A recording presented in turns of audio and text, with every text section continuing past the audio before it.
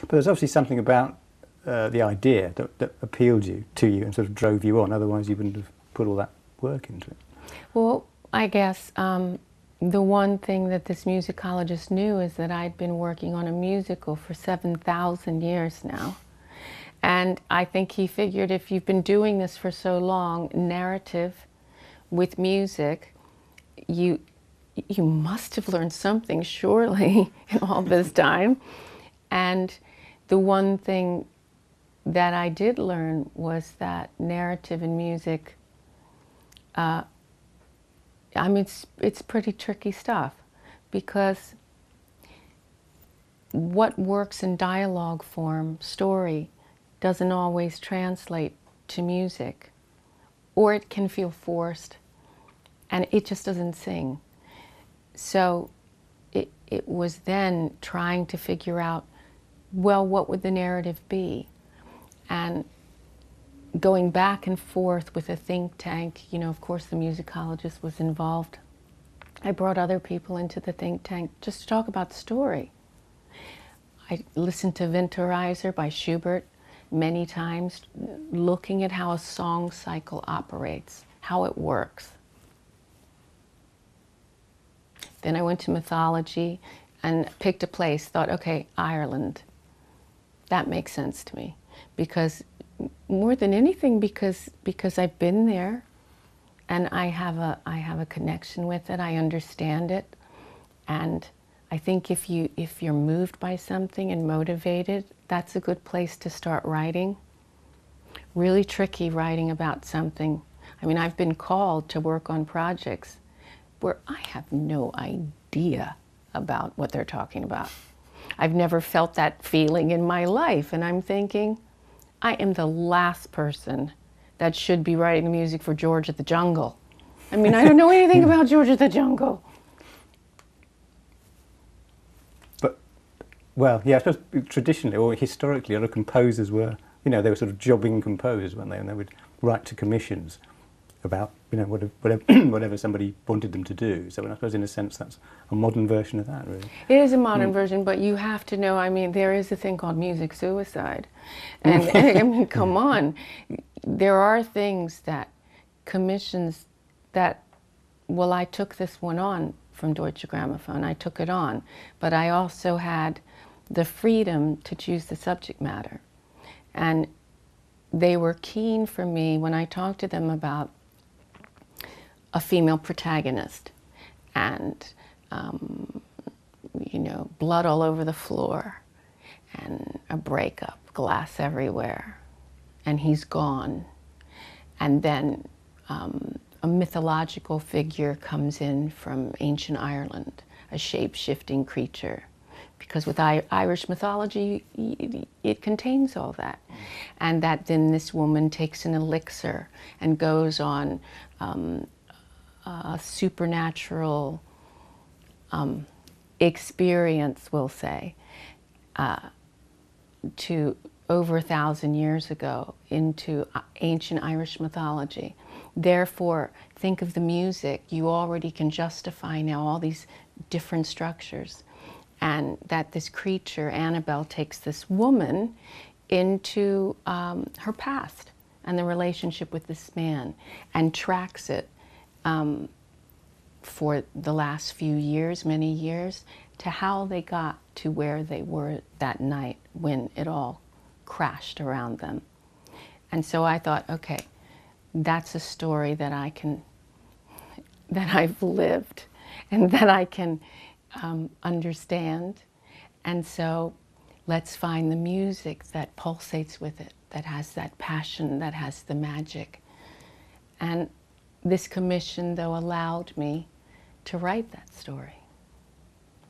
So you mentioned various composers that you'd sort of looked at and studied music of: Bach, Chopin, Debussy, Schubert, Bartók. See one of them? Loved Bartók, one of my favorites. His music wasn't included in the Night of Hunter's story. It's not because he isn't a huge inspiration. It's just because at a certain point, certain songs were chosen specifically because they worked within a narrative.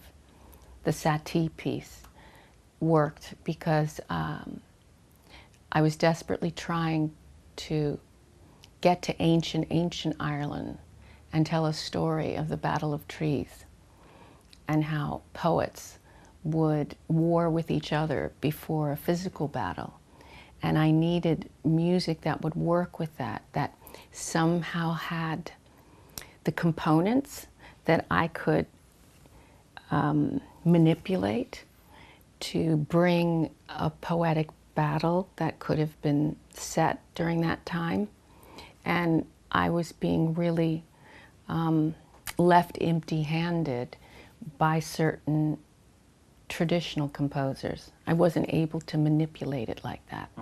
So once I found the Satie piece, which was sent to me by this German musicologist, I thought, right, there's the Battle of Trees.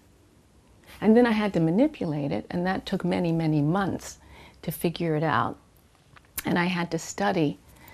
I studied The White Goddess, the book that was written, many, many years ago, 40 years ago, that talked about ancient Ireland and this story that the Battle of Trees, it talks about it. Amazing. Did you listen to any Wagner? Because it's quite heavy sort of mythology of its own. Did that appeal to you at all? I did, but he was way ahead of me in that he was already turning mythology into song cycles. So I really couldn't take from a song cycle. I had to work and make marriages with composers that hadn't turned their composition into a song form yet, that didn't have lyrics, that didn't have... and I sort of felt that he had done that so much of his life that I was a bit shy to do that in his work. Yeah. So you needed music that you could somehow kind of inject or infuse your own imagination with what was there already, kind of thing. Yes, and that they hadn't done it with another lyricist already, so that there wasn't a narrative, a written text there. And there were some that were, if I had had more time, I would have explored, but you can only tell a story for so long. There has to be an ending, or you lose your audience. So I saw an interview when you were saying that today people tend to look at the sort of traditional composers like Brahms or Beethoven as kind of conservative and old-fashioned, when in fact at the time they were very revolutionary figures artistically. So how do you think it's very important that you get young people to take this kind of fresh view of those composers so they can see them, so they can see that they are relevant? Well, it's okay. How do I get a 14-year-old gal, say, for example, who is really, I don't know, googly-eyed, tongue hanging out, heart panting over a few boys that are singing the most unoffensive music that my dad, who's a Methodist minister, would click his hands to and say, "Oh, that's really nice. Those are nice, clean, sweet boys." I wasn't interested in nice, clean, sweet boys when I was 16 years old. I was interested in bad boys. And so at a certain point, as I was investigating musicians, I was fascinated to see the radical views of some of the composers of the 19th century. And now sometimes some of our musicians, their music is so watered down, and they're not going to threaten anybody, much less the patriarchy. Sometimes I think they are the establishment. Some of the young men and women today, not all of them, not all of them, but some of them are not writing things that are challenging not only the mind or the narrative, but they're not challenging musically. They sound like somebody else's song from a month ago. Everything is so derivative.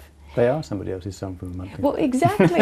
Yeah. I've told certain young composers when they say, do you have any advice? And I say, well, if you want to expand your music vocabulary, go study. Go just listen to something. One a day, one piece a day. But you have to go back. Yeah. You need to go back and get out of the pop genre, because if you go listen to the Beatles, that's fine. But everybody's been watering down their music for the last 50, 60 years. So many people have been to the Beatles. That has been traversed. So go back and investigate. I mean, it's endless, some of these composers. There's so much you can find with these composers that people aren't looking at these chord progressions. They're not looking at the rhythms. They're not looking at the structures. And that's where, to me, that's where so much information is. Yeah, I mean, you often hear that because of technology and computer games and iPads and everything, nobody's got time to really apply themselves and study. They don't seem to have the desire in a lot of cases. You know, they don't have the desire. It's a choice, isn't it? It's a choice if you choose to be distracted by all these things, or if you try and advance yourself as a creator and an artist. A lot of times when, you know, I'm really fortunate to be exposed to doing the musical. There are all kinds of people coming in and out and crossing my path. And so I learn a lot by just listening to what they're up to. And some of them are working really hard trying to just pay their rent and get a job.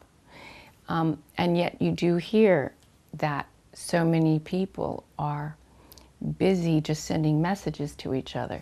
And I understand that seduction. Believe me, I understand it. And yet they're not filling themselves up as creators with information, with other music from other times. And I do think that if certain composers would do that, they would expand as composers. So your daughter, Natasha, is she musical? Is she into classical music? Natasha is, she's been seduced by the blues. She loves the blues. And there's something in her, I can't explain it because I didn't play it for her. She's drawn to it, and it's in her soul, and it just is. I don't have any explanation for it, but it's in her being. She has the soul of a 70-year-old blues man. Yes, she does. No, she does. She was taking a shower, and one of her cousins walked in. We were visiting, and the cousin said, Is Bessie Smith in the shower? Who in the world is in that shower? And it was Tash coming out of the shower that was singing the blues in the shower. And my niece looked at me and said, that's the strangest thing I've ever seen.